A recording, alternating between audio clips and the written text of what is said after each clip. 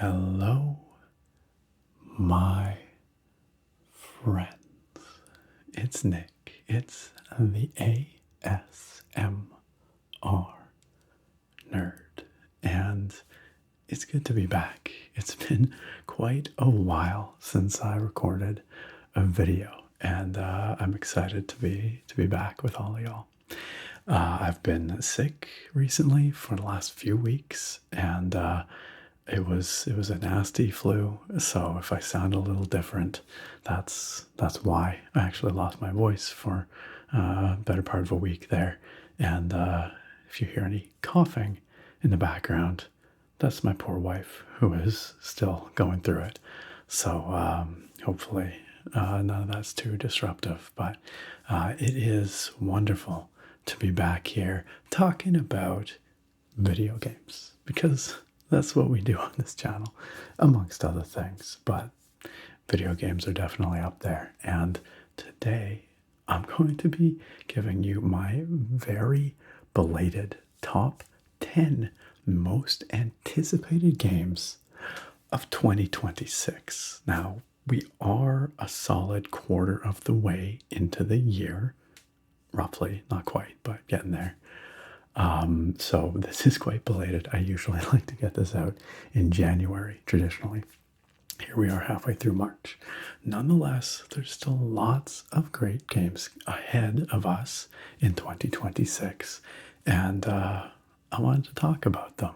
I wanted to run them down, let you know what I'm most excited about. Now, if you've been a long-time viewer of this channel, you probably know that I have a certain suite of genres that I really enjoy. So maybe you kind of know what to expect out of this list. Of course, I'm always excited to hear from all of you as well. What games you are excited about this year. Maybe what games you've already played this year and enjoyed. There are a couple of honorable mentions on this list that have already come out that might have made it on my list were they not already released. So we'll get to that. But I of course always want to hear what you guys are hyped for as well. So let me know down in the comments what you think of my list and my picks, and also what games you are really excited for coming up this year. And I think we've got some good ones. I think I've got a pretty solid list here. And before that, even before we jump into that, I will actually revisit my list from last year, because it's always fun to look back and see which of my anticipated games from last year panned out, like which ones actually released. And I'll tell you, it's not a lot of them. A lot of them got delayed. And of the ones that did release, which ones lived up to expectations. So we'll do that in a moment as well. But I think devs are cooking. We had a great year last year. I think we're going to have a good year this year. Although I gotta say, looking at this list, I see here a very expensive list of games. It's a lot of AAA games, which are expensive these days. $100 Canadian for a lot of these games. You add those up, I've got a top 10 list. If I buy them all, it's $1,000 of games. That's a lot of money, which is why it's all the more important that Into the AM, this video's sponsor, is going to help you save big on awesome graphic tees right now. Into the AM has amazing deals on graphic tees for a limited time. With their graphic tee packs, you can save huge, up to 50%, and that allows you to get some sweet variety in your exclusively licensed graphic tees from Into the AM. This is, of course, what Into the AM is best known for. They've been putting out beautiful graphic tees like this for over a decade. And friends, I want to make something very clear. All of Into the AM's graphic tee designs are created by humans. And this is something that I think is really important, because not only do you get original human created genuine art with soul, but it means you're supporting those human creators as well. I guarantee you Into the AM has designs that you will love. So head on over through that link down below at the top of the video description and see what kind of awesome graphic tee packs Into the AM has for you. Like I said, this is a fantastic way to refresh your wardrobe. It's getting warmer. Soon we're going to be into spring and then summer. It gives you variety to wear, whether you're going out and about, whether you're staying in, whether you're recording videos like this. It's nice to be able to have a variety of beautiful, eye-catching graphic tees to express yourself, to spark conversation, to feel good in when you're out and about. And like I said, the more you bundle, the more you save. These tees would cost more individually. By bundling them together, you're saving big, what you're gonna need so that you can afford all of these games that are coming up this year. Now, normally, this is the part of the video where I would tell you that you could save 10% using the link down below on top of the savings that Into the AM is already offering. But this time, friends, I can't offer you that additional 10%. And you know why? It's because the savings in these graphic tee packs are already so crazy that I can't offer you any more. So that's how good these deals are. So make sure you click on through on that link at the top of the video description and you check out these graphic tee packs from Into the AM and save big on beautiful, comfortable, flattering, easy to care for, expressive graphic tees. Using that link, you will still be supporting this channel, which I appreciate very, very much. So go find yourself a fun new design. This is one of their latest, the Acid Bones design. This is a glow-in-the-dark graphic tee from Into the AM. We've also got gorgeous Eternal Gaze design right here, amongst dozens and dozens of others that you will love. So go click through that link, check out what Into the AM has for you in their graphic tee packs, and make sure you do it quickly because these savings are short-lived. They will not last. This is a limited time offer. Big thanks to Into the AM for sponsoring today's video. The good news is, when it comes to games here, not all of the games on my list are AAA games. Some of them will be less than a full-price AAA game, at least a couple of them. So hopefully that makes it a little more affordable for me to pick these up this year. But as I promised, first we're going to go back to last year, and I'm going to quickly run down the games on my list from last year and just see how they turned out, where we ended up with those. I had a handful of honorable mentions that I started off with last year, which I will do again this year as well. One of them being Dragon Quest II HD 2D. That game did come out late last year. I did pick it up. I haven't played it yet because I'm still playing through Dragon Quest III HD 2D, which confusingly came out before Dragon Quest 1 and 2, but that's because chronologically it precedes the two of them. I mean, like historically, like in the 80s, it didn't come out first, it came out third, but with the remakes, it came out first. Makes perfect sense, right? Anyway, I haven't actually got to Dragon Quest 1 and 2 HD 2D yet. By all accounts, they're very good remakes, and I'm sure I will enjoy them when I get there. Winter Burrow was a game on my honorable mentions list last year. A very cute life sim type game, survival crafting life sim, where you play a little mouse in the woods. That game is adorable. I played it on stream and I quite enjoyed myself. I look forward to playing more Winter Burrow, probably on stream with all of you as well. So that game definitely landed, I would say. Tales of the Shire, another life sim type game that I was looking forward to. This is set, of course, in the Shire of Tolkien's mythology, and you play a hobbit, and you live your best Shire life. That game, I would say it didn't hit quite as I'd hoped, but what I did play, I did enjoy. I played a little bit on stream with all of you, and I should go back to it. I think that would be a very good Steam Deck game. So I should try it on my deck and see. It didn't really grab me, but it seemed pleasant. So I should return to that. And then the last game on my honorable mentions from last year was Skyblivion. Skyblivion. This is a mod, actually.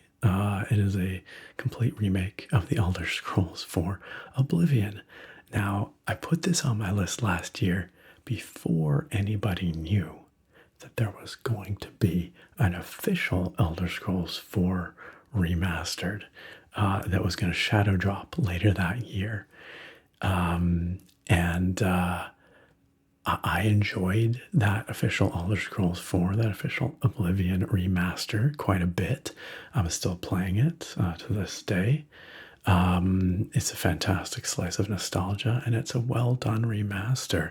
It is very faithful to the original game. Very faithful. In fact, it's built directly on top of the original game. Really, it's more of a graphical reskin with some very small adjustments, quality of life improvements, and things like that, which I think is a great way to approach an official remaster like that. It's very respectful. It preserves that original experience very well, for better and for worse. Skyblivion, which is a mod of Skyrim, in which the entirety of Oblivion is being rebuilt, is a little bit more of a remake than a remaster. A lot of things are being changed for this remake. A lot of dungeons are being overhauled. A lot of skills and systems are being changed. Honestly, I think at this point, that might be a more compelling game for many modern gamers. And I'm very excited to see what the Skyblivion team is cooking up. I say excited because it is not out yet. It was supposed to release last year. That was their planned release year. Towards the end of 2025, they put out a video saying, okay, all right, we need a little more time. Understandable. It's amazing that the game has made it, or the mod has made it to this point, given how long it's been in the works, like over a decade now. But it's still looking amazing. I think that they're going to land this year. I expect it to come out in 2026. And I think it's going to be a really amazing take on Oblivion. So despite that official remaster last year, I am still very excited for Oblivion. And I think, or Skyblivion, I should say. And I really think everyone else should be too. Everyone who's a fan of the Elder Scrolls games. They might find Skyblivion to be more what they were hoping the official remake would be, if you're not a purist. Okay, so that was last year's honorable mentions. So for that one, we are 3 out of 4 that actually did release last year. As for my actual top 10 list here, we got quite a few games that didn't make it out. Let's start at the top. Grand Theft Auto 6, GTA 6, did not come out last year. Is now scheduled for this fall, 2026. Fable, the Fable reboot, did not come out last year. Now scheduled for this fall. Judas, which was or is going to be the heavily story-driven, immersive sim-ish kind of game from Ken Levine, former director of the BioShock games. It looks a lot like BioShock in space. That game is not out yet. Has been delayed till 2026, maybe 2027. And so it does not find a place on my list this year because it's it's delayed, I think, indefinitely. There's no launch window announced for it. GTA 6, interestingly, also does not find a place on my list this year because I think I'm just over it. I don't know. Like, yes, it's going to be the biggest game of all time. Yes, it's going to land with a huge splash this fall. It better come out this year for real. It's been delayed a couple of times now. But I don't know. I can't muster a whole lot of excitement for it personally.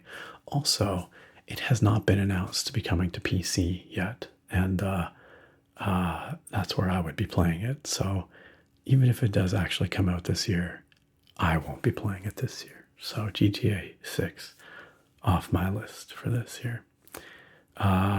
Number 7 on my list last year was Light No Fire, which is the fantasy No Man's Sky-like from Hello Games. Also not out yet. Also no release date in sight. Will not be on my list this year and clearly did not arrive last year. The top 6 games, 6 on my list last year, did in fact come out. Number 6 was Kingdom Come Deliverance 2, a fantastic game that I must get back to. It's a big, meaty RPG, an evolution of what they did with the original Kingdom Come, but beautiful, beautifully rendered, beautifully, acted, performed, and just a hell of a game that I did not spend enough time with. So I want to get back to Kingdom Come Deliverance too, but they definitely nailed it. Doom the Dark Ages was my number 5 game last year. My most anticipated. And I never played it. Friends, I must admit, I never played Doom the Dark Ages. Part of that was because the game came out while I was away on my honeymoon.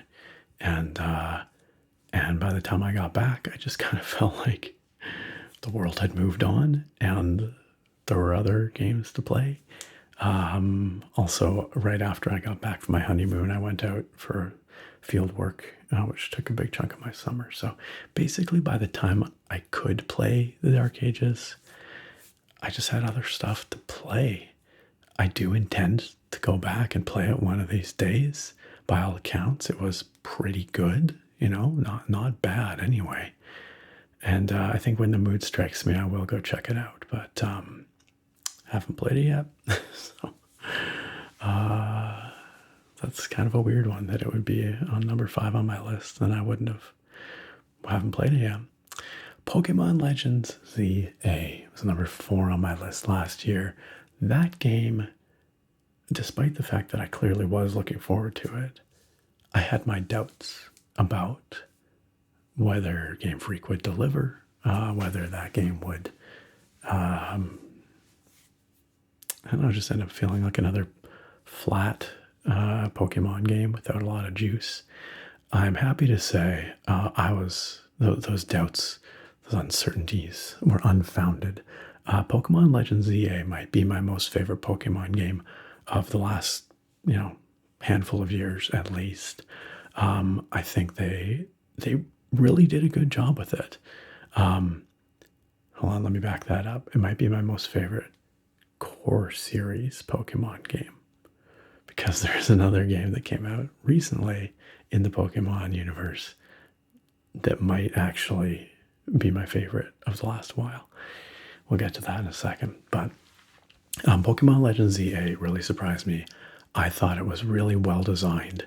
I thought it was very well crafted, well considered, and with a lot of smart choices, and played really well. And I really enjoyed it. So Pokemon Legends ZA was a pleasant surprise for me last year, and Game Freak nailed it. Assassin's Creed Shadows, number 3 on my list last year. Assassin's Creed games and Ubisoft games, of course, always divisive these days. There's a lot of Ubisoft haters, there's a lot of Ubisoft stans, and there's sort of the war in between.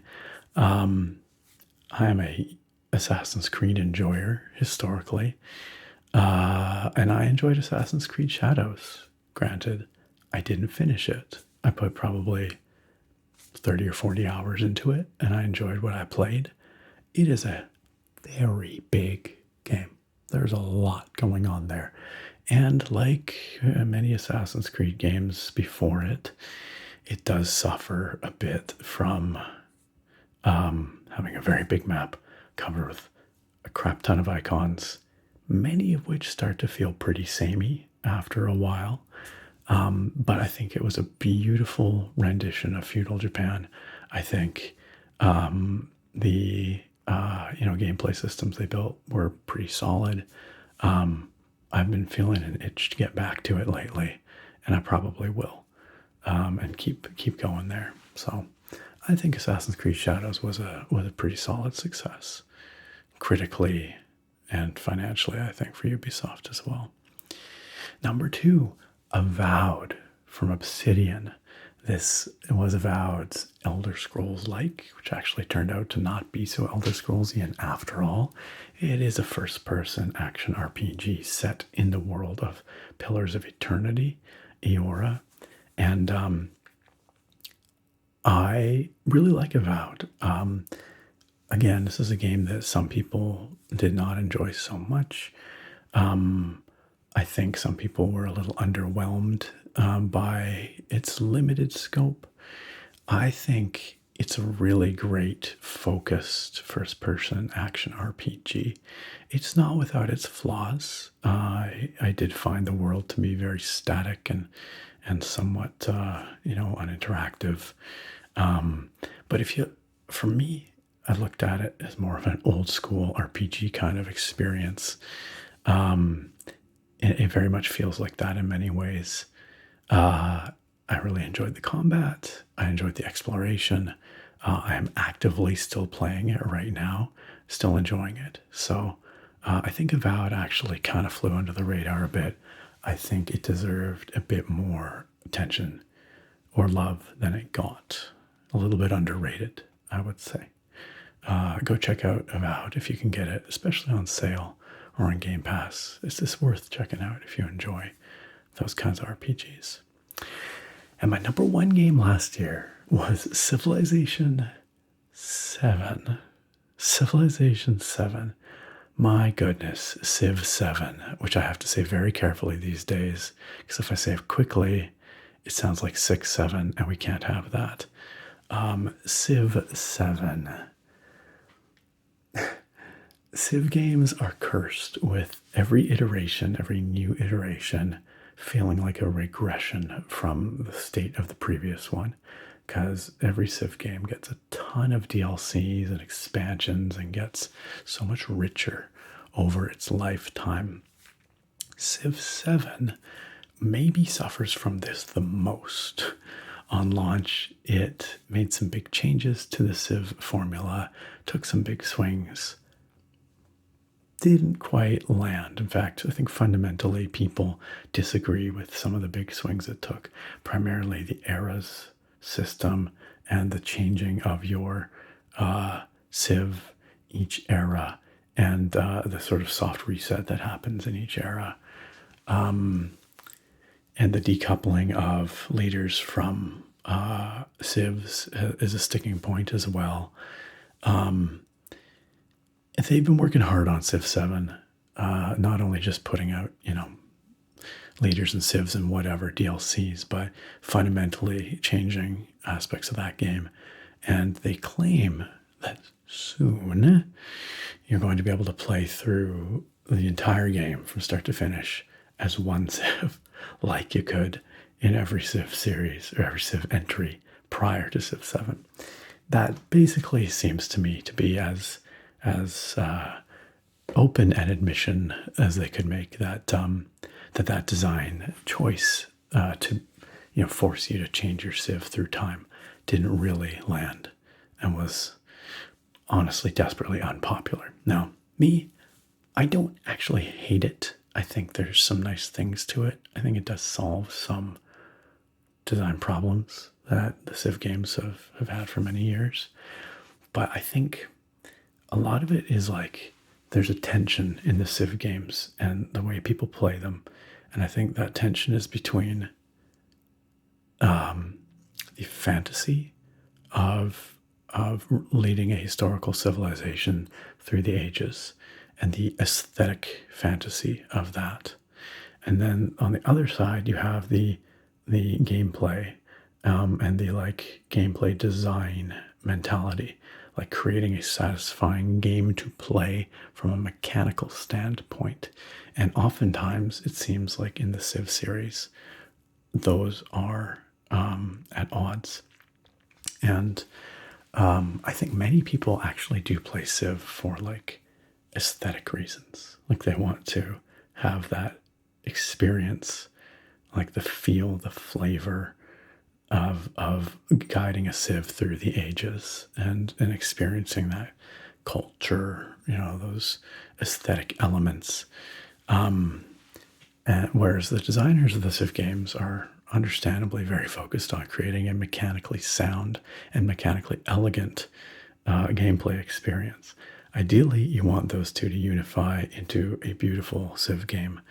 I feel like that tension, however, was really at the forefront of what drove a lot of the backlash against the changing Civs through time that debuted with Civ 7. And I think the designers, the developers, maybe underestimated just how much people would resist that idea, and how much people really want to sort of just like experience the fantasy of having that Civ and guiding it through the ages. I don't know if I'm articulating this very well, but that's my feeling, at least. And so they're very focused as designers on creating an elegant design and a game, design that was smoothing over some friction points. But what they ultimately did was make it so that players couldn't reconcile in their head the idea of suddenly changing Civs abruptly partway, through their playthrough. So all that is to say, I think Civ 7 is still a work in progress. I think it will end up in a good place. It seems like Firaxis is very devoted to getting that game where people want it. But it has had maybe the most struggle of any Civ game out of the gates. But for my part, I have enjoyed what I've played of it. I think I will probably enjoy it more a couple of years from now. So, wow, we are like well into this video, and we've only just finished the recap of my games from last year, my top 10 most anticipated games of last year. In past, I've actually done this part we just did as a whole separate video, and maybe I should have done that again this year, but I thought I'd try and lump it all in here together. So now, finally, I turn to my top 10 plus a few most anticipated games of this year, of 2026. And as in past, I will count this down from number 10, counting down to my number 1 most hyped game of the year. But before we even do that, I do have a handful of honorable mentions here. Games that for one reason or another didn't quite make it onto the top 10. Starting with Diablo 2 Resurrected, Reign of the Warlock. This was such an amazing surprise. Blizzard shadow dropped this DLC for Diablo 2 Resurrected, marking the first time that Diablo 2 received a new class in 25 years. Longtime viewers of the channel will know that I am a longtime Diablo 2 fan. That was my jam back in 2002, 2003-ish. I played the crap out of that game. I've always loved it from an aesthetic perspective, and it is a hell of a slot machine as well. The item hunt, the itemization in Diablo 2 is the best of any game ever, in my opinion. And so, when they came out with the Diablo 2 Resurrected remaster a few years back, I was really excited by that. I played it a lot. I really enjoyed it. Never did I imagine that we would, in fact, see new content for Diablo 2. But it seems that we are being blessed with that for Diablo's 30th anniversary this year. 2026 marks 30 years of Diablo. Barely. The very first Diablo game came out in very late 1996. So to mark the 30-year anniversary, Diablo 2 Resurrected got a new class, the Warlock, which is very, very fun. It fits right in with the old classes while adding some fun new ideas like demon binding and things like that, and some fun new skills. And also this DLC adds a variety of quality of life updates that Diablo 2 fans have wanted for a very, very long time. So this would be on my most anticipated list here, except for two things. A, it already came out, so can't put it on my list now. B, they shadow dropped it, so even if it hadn't come out, I wouldn't know about it. So, but I just wanted to shout out that was huge. What a massive gift to Diablo 2 fans after all these years. And I hope that we see more Diablo 2 content in the future. I think there's a good chance, because I think Reign of the Warlock sold quite well. And I think we will see more Diablo 2 from Blizzard in the future, which I'm pleased as punch about. Could not be happier.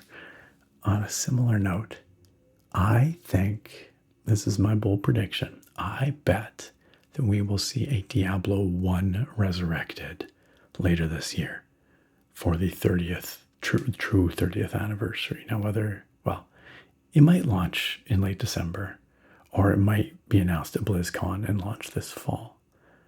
I'm betting a BlizzCon announcement and a fall launch. That is my bold prediction. If you're watching this in the future after fall 2026, I don't know. Let me know in the comments, I guess, if I was right or wrong.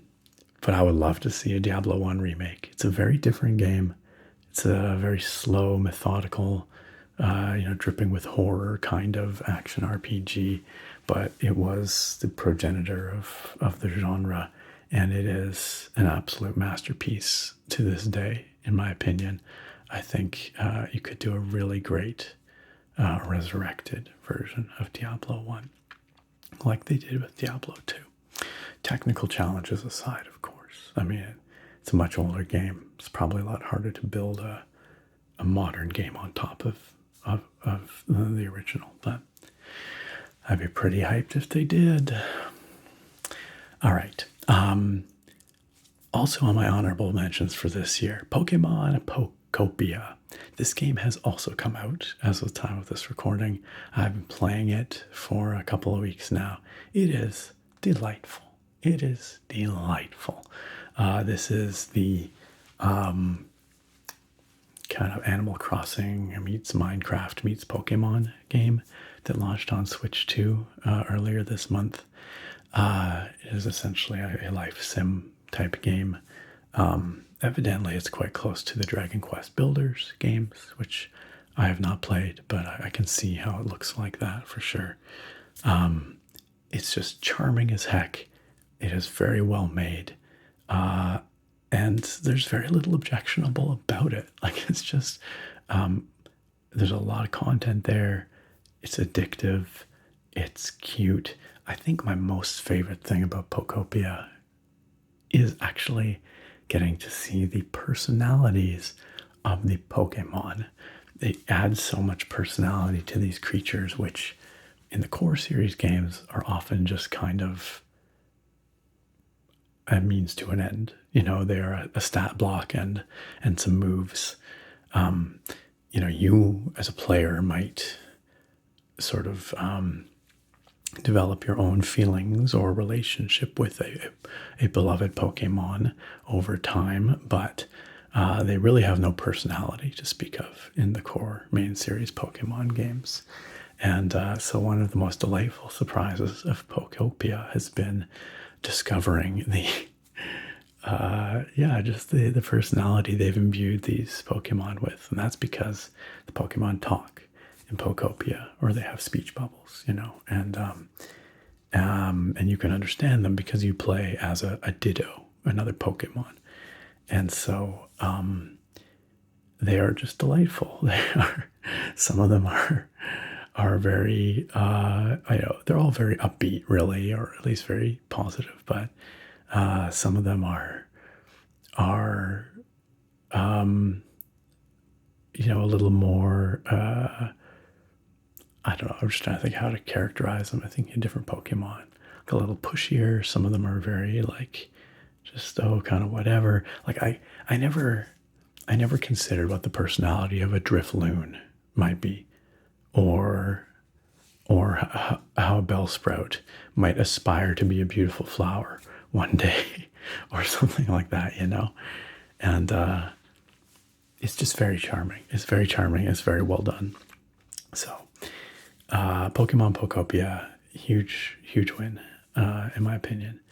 And a really delightful surprise early on this year. Might have made it on my list if I had made this list in January, but might not have. I didn't actually have huge hopes for it, so it's a very pleasant surprise.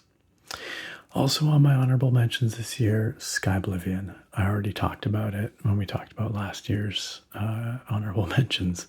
It is still on my list for this year. I'm still very excited for it. I do think it's going to be substantially different enough from the official Oblivion remake to be well worth my time and the time of others looking for a more modern take on that game. Obviously not a game as such, a standalone game. It's a mod for Skyrim, but it is a total conversion. It's been a tremendous amount of work from everything they've shown, and I'm really looking forward to it.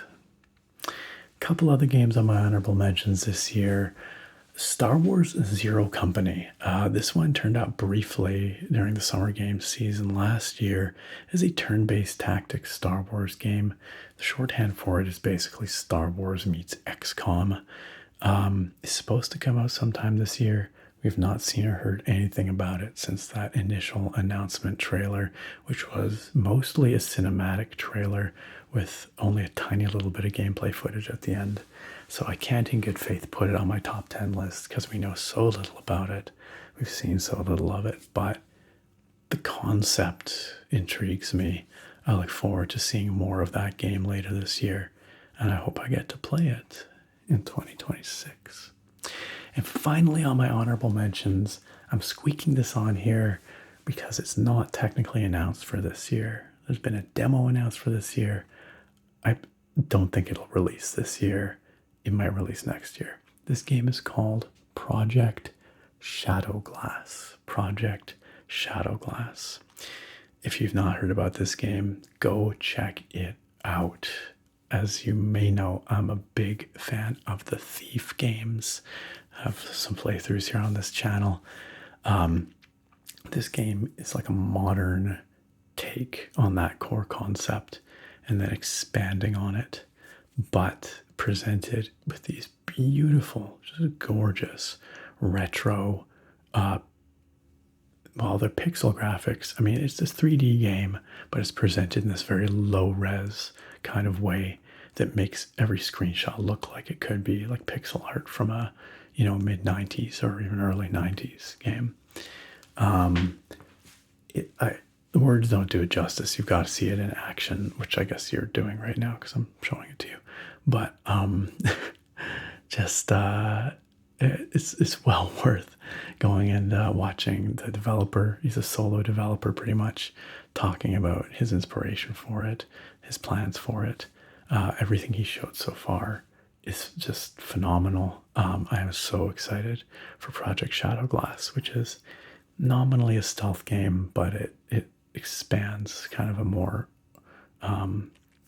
open type setting than what could have been possible back in the days of Thief and Thief 2. So Project Shadowglass looking amazing. It would absolutely be on my top 10 if it was announced for release this year. As I said, no announced release date. I just wanted to shout it out because I think it looks phenomenal. It looks phenomenal. I'll be watching it with great interest. Okay, so now even further into this video, and we're just hitting my actual top 10 for 2026. What a silly video. That's okay though. We're here just to chill anyway, truly. That's the idea. So, my number 10 most anticipated game of 2026, Witchbrook. Witchbrook. This is a witch life sim, a magic school life sim, if you will, from Chucklefish, the developers of Starbound, that has been in development for what feels like forever, basically. This game looks incredibly charming. Honestly, the pixel art just is so appealing to me. It's maybe my number one thing about this game is it just looks so clean and so good. The life sim aspects, I'm sure, will be nice. It's kind of got a Stardew Valley meets Harry Potter vibe, I guess. But really, it's the look of this game that just has me enamored. It is such a great looking pixel art game, and I'm very curious to see if they deliver after developing it for all this time. That's coming to PC, both Switch 1 and 2, and Xbox current gen and last gen. No announcement for PlayStation as far as I know. But that's coming out at some point this year, or so they claim. Witchbrook. Number 9 is Kena, Scars of Kosmora. This is the sequel to Kena, Bridge of Spirits, which was an action-adventure game that came out, I don't know, like 5+ years ago. Gosh, when did Kena, Bridge of Spirits come out? Maybe more like 6 or 7. Anyway, it was a really charming and beautiful game that originally I think got a lot of buzz for its graphics. It looks like a Pixar film, and still looks great to this day. I believe the studio was actually founded, or at least the art direction was directed by someone who was previously involved in the the movie industry. And as a game, it was good. It was a bit of a throwback. It played kind of like a PlayStation 2 action adventure game with platforming and combat, developed by this Ember Lab, and that came to PC. I think also PS4. I don't know if it ever came to Xbox. At any rate, Kena Scars of Kosmora is the sequel, an unexpected sequel, in that I don't think anyone really thought that Bridge of Spirits was going to get a sequel, but I'm glad it is, because that game had a lot of heart. It had a very charming presentation, and it was a nicely focused game. It looks like Kena Scars of Kosmora is going to expand on what that first game offered, of course, with bigger environments, maybe more open environments. It looks like there's going to be mounts you can ride. It's unconfirmed if it's truly open world or if it's still going to be sort of a somewhat linear experience, more like the first game. But whatever it is, it looks gorgeous. I really like the heart that first game had, and it played pretty well. So I'm here for more of it. So Kena Scars of Kosmora coming to PS5 and PC sometime this year, evidently. Number 8 on my list, a game from Game Freak, but not a Pokemon game. This game is Beast of Reincarnation. This is an action and RPG, action adventure RPG, with some really cool looking third person combat. It is set in this post-apocalyptic Japan with these big corrupted creatures that you have to take down. You play as this female protagonist that has this wolf companion, and a lot of the combat centers on comboing your skills with the wolf skills. And mostly, it just blows my mind that this game is coming from Game Freak. It looks really cool. It looks ambitious. I saw a comment on one of the trailers for this game. I'm afraid I don't remember who said it, but someone commented, this is Game Freak realizing they have free will. I was like, yeah, like you let go of the Pokemon or release the Pokemon shackles, and this is the kind of thing they do. Obviously, has yet to be seen whether it's a good game, whether they hit it, but it surely looks ambitious and like quite the departure for Game Freak. The combat looks engaging and the setting looks cool. So that's Beast of Reincarnation from Game Freak on PC, PS5, and Xbox current gen as well. And it's announced for August 4th, 2026. I really do hope that game lands well. I hope it's good. Number 7 on my list, Control Resonant. This game looks like such a trip. This is, of course, from Remedy Entertainment. It is a sequel to 2018's Control, I think. That's when that game came out. But a very different game despite that. Control was a third-person shooter set in the oldest house, this crazy reality-bending government facility where all these objects of power are stored. Basically, if you think like SCP, like these everyday objects that bend reality in weird ways, it was kind of like that. But it was a third-person shooter, and with some sort of psychic powers that you could use. I enjoy Control. I think it's a really cool game. I primarily enjoy it for its setting.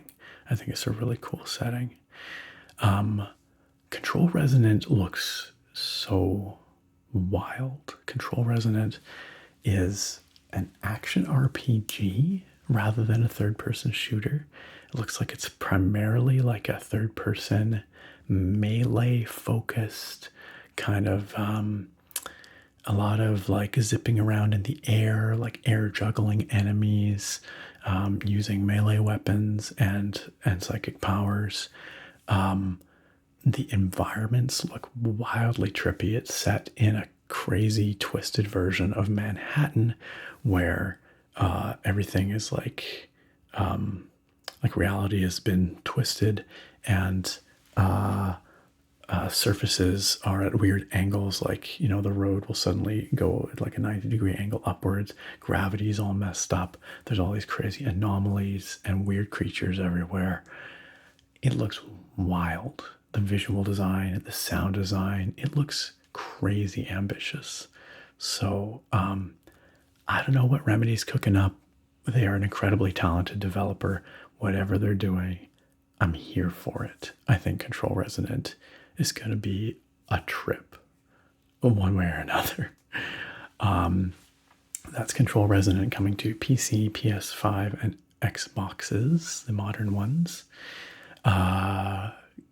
And rumored to be launching Q2 of this year without a confirmed release date just yet. But pretty solidly likely to come out this year. Number 6 on my list here is one that you might not expect. Outward 2. This game looks really cool. So the first Outward was an RPG, like a third-person action RPG that was really focused on you being a mundane person, pretty much. You're just a dude or a dudette. And the game is quite unforgiving. You have to venture outward into this world, and you are developing from basically a nobody. And, it's pretty preoccupied with realism when it comes to, inventory and, eating and conditions. You're not like the chosen one. You are not some OP hero. And that first game, it had its flaws, but it was presenting something pretty interesting. And I must admit, I never played it all the way through. I played some of it. I enjoyed what I played. But Outward 2 looks to be that, but much more. So this is a game where, again, you start as kind of a nobody, and you have to use your wits and your skill to explore this hostile world, and ultimately become a hero, not because you're the chosen one or whatever, but because of what you choose to do. And one of the cool aspects of Outward 1 was it was largely developed as a co-op experience. Outward 2 looks to be the same. It's going to have split screen co-op as well as online co-op.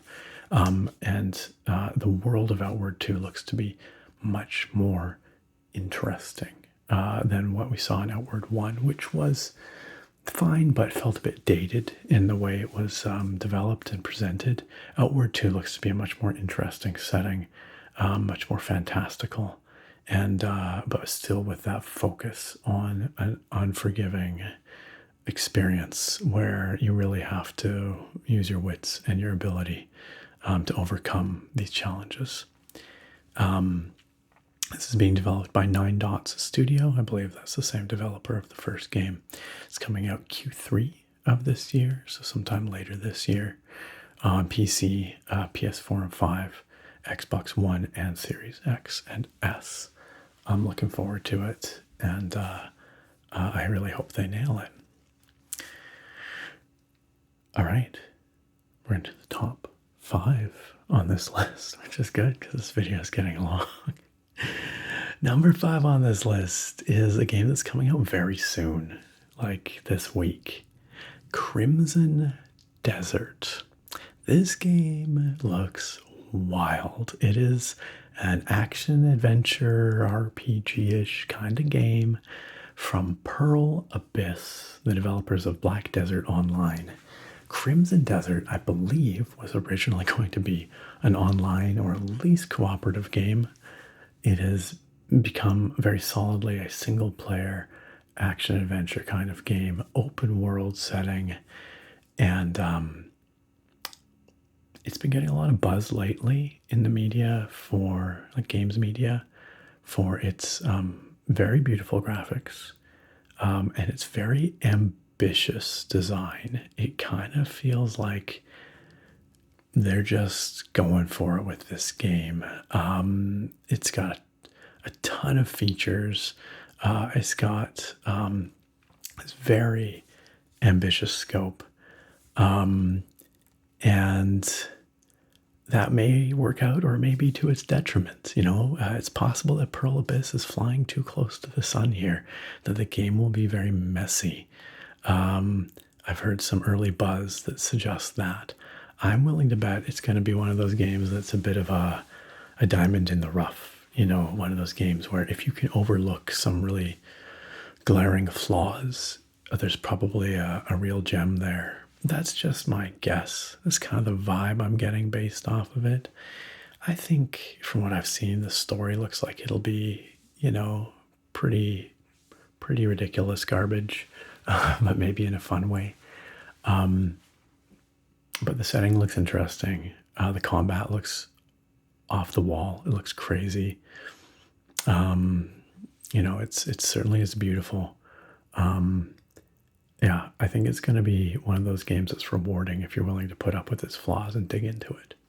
We shall see. I should be clear, there are no reviews out yet. I don't know anything about it other than what I've seen in previews and trailers and whatnot. So I hope that it's a good one, because it looks like it could be a really big, really thrilling, really ambitious kind of game. Time will tell. That's coming out March 19th, 2026 on PC, PS5, and Xbox Series X and S. The next game, stop me if you heard this before, is an RPG, an action RPG. Like I said, there's some kinds of games I gravitate towards. It is Fable, the Fable reboot, the reboot of Peter Molyneux's and Lionhead's famed RPG series. This time coming from Playground Games. They have the Forza and Forza Horizon games. This is, I think, the first game they've ever put out, maybe, that's not about cars. But honestly, it seems like they're very enthusiastic about this game. Everything they've shown looks amazing. It's like this just incredible fairy tale world that they've built that, the combat looks good. It's a third-person action RPG. But, the Fable games are rarely just about the combat. It's about all the other stuff going on, the way that you can interact with the NPCs, the way you can build your character, the way you can manipulate the world by, buying properties and businesses and stuff, by romancing NPCs. And this game looks like it's going to have all of it. I really think that this is going to be something pretty impressive, something pretty special. I surely hope so, because this Fable game has been in development for quite some time, and what they're showing looks really good. And just as importantly as all that, it looks like it's retaining its very British sense of humor, which has always been a hallmark of those games. So this game is set for release in autumn of this year on PC, PS5, and Xbox. So we're going to be, RPG fans are going to be eating well this year, y'all. There's a lot of game going on here. I need to somehow find a way to have a whole, second life where I can just play video games or something, because a lot of these look like they're going to be big ones. My number 3 game. We're into the top 3 already. And what do you know? It's another game from Playground Games, Forza Horizon 6. 2026 is going to be a big year for Playground Games, with Forza Horizon 6 coming out in May and Fable coming out in the fall. Very ambitious. Can they do it? We'll see. We'll see if they can pull it off. But Forza Horizon 6, of course, the 6th entry in the long-standing racing series, where, it's like a theme park racing game. This time it's set in Japan, a beautiful-looking rendition of Japan with Tokyo and surrounding environments. Need I say more? The game looks amazing. Those games are always super fun. The only thing that I really want out of Forza Horizon 6 is a bit more structured progression and a bit less of having them throw hypercars at you every 5 minutes. I actually want a game where the progression feels a bit more meaningful and you get to spend a bit more time with your cars before you move on to the next beautiful, supercar or hypercar that they're yeeting at you. Forza Horizon 4 and especially 5 were really guilty of just showering you with cars, such that you rarely felt like you developed much of a relationship with any one vehicle. So I hope they make the progression and especially the acquisition of cars feel a little more meaningful, give us more reason to maybe tune our cars a bit, especially because I think that really plays into like Japanese tuner culture and street racing and all that. So I hope we get some of that. One way or another, I'm here for it. That game's going to be a blast, I am sure. And there will certainly be some content on this channel where I play some Forza Horizon 6, some relaxing driving in Japan. It's coming up on May 19th of this year. Number 2 here. Another RPG, but maybe not one you expected. Titan Quest 2. Titan Quest 2. This is the sequel to a game that came out, I want to say 2007? Thereabouts. The original Titan Quest was one of my favorite RPGs of all time. It's a isometric action RPG set in the mythical ancient world, so Greece, Egypt, Asia. More recently, it was revived by THQ Nordic, and continuing development has added a few new expansions, like a Nordic one, which I have not played, but by all accounts, pretty good. Titan Quest 2, however, is being developed by a totally different team. It's a completely new game. It's being developed by Grimlore Games, who are the developers of Spellforce 3. This is the first true action RPG, though, I believe. It's been in early access since the middle of last year. I've played it. It is good. It seems like a somewhat slower paced, more deliberate kind of action RPG set in ancient mythological Greece. Those are all things I love. What I've played so far felt really good. It seems like the developer has just been going full steam ahead. Regular early access updates, lots of great new content coming. What I've seen has given me a lot of confidence that Titan Quest 2 is going to be excellent. That game is scheduled for release late this year, late 2026. I could see it slipping to 2027 if the developer feels they need the time, but they have been going hard on it, and they've been showing that they really do have the goods with that game. It feels good. The combat feels good. Itemization, when I played, needed some work, but the settings seem fantastic. So, Titan Quest 2. Really glad to see it back after all these years, and I hope that it is good.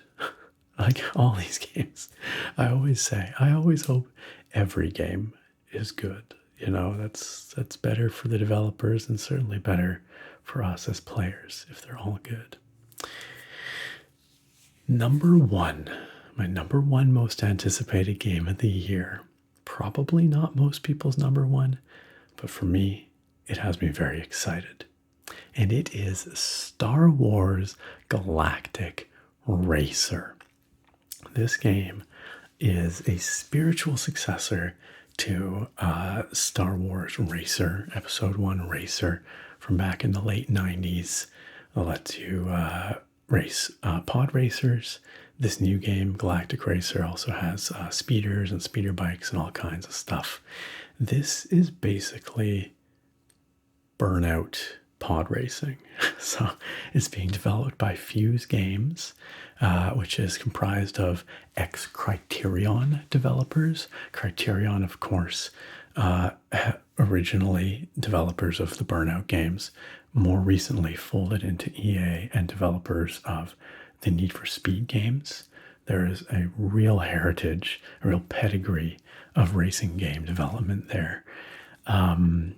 And Fuse Games looks to be bringing a lot of that DNA into Star Wars Galactic Racer.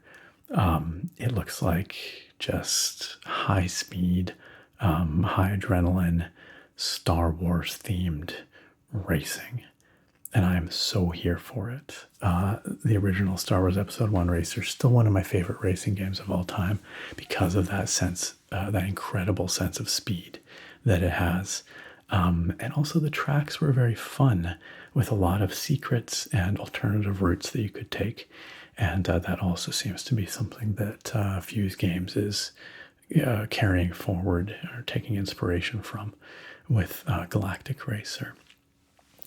Also, in this list of massive RPGs and games that look like they're going to take dozens and dozens of hours, I'm betting the Star Wars Galactic Racer is going to be a little bit more of a bite-sized kind of experience. Maybe a a dozen hours or 2 dozen at most kind of thing, I'm guessing.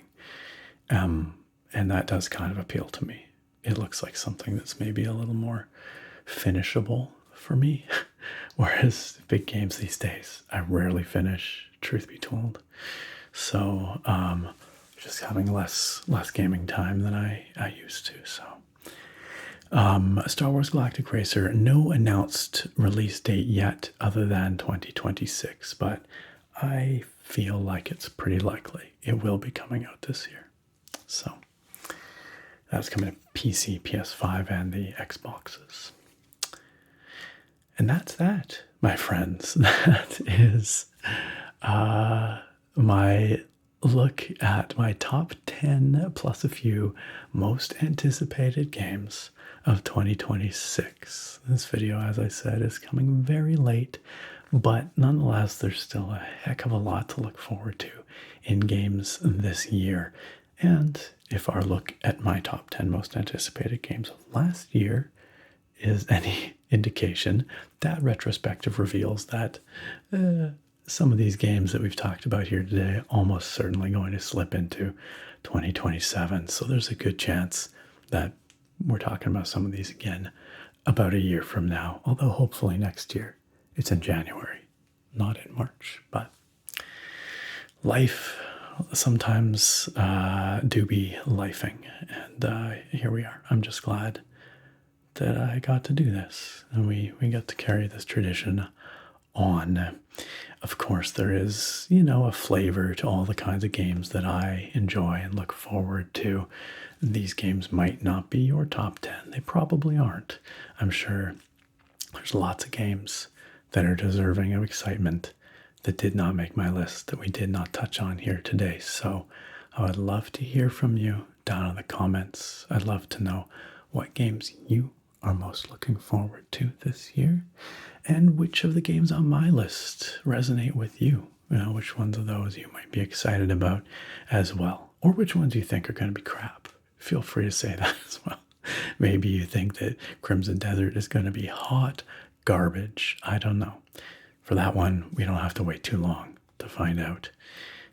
If it is good, if it does review well, I'm probably going to make some content with it here on the channel, if I can. We shall see.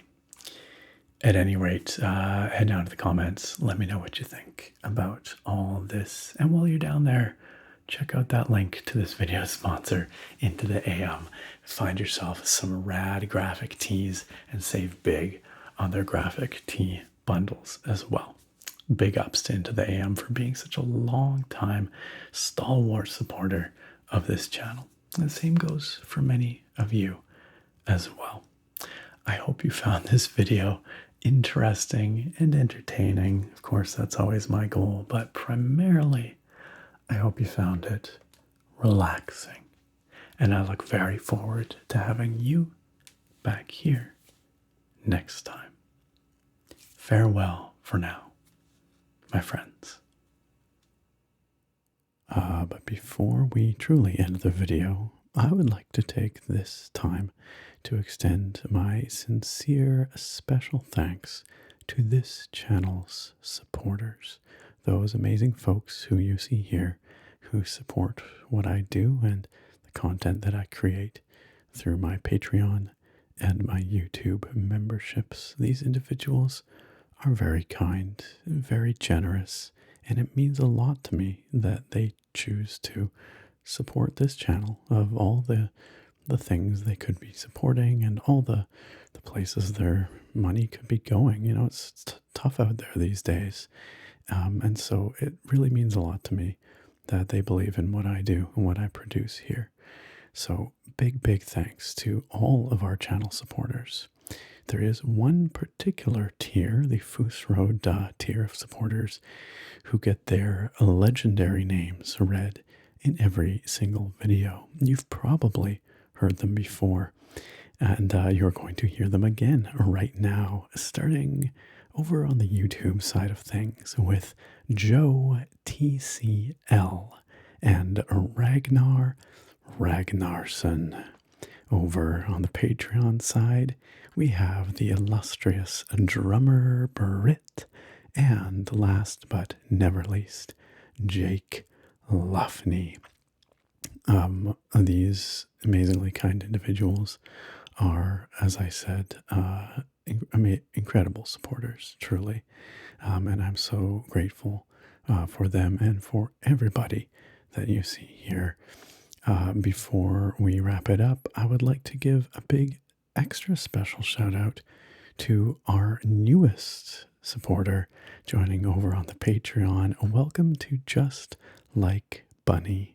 Just Like Bunny, it is wonderful to have you on board. Thank you so much for joining our supporters. Once again, a big, sincere thank you to all of this channel's amazing supporters.